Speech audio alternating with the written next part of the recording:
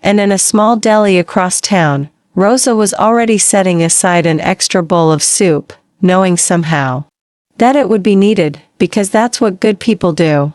They pay it forward.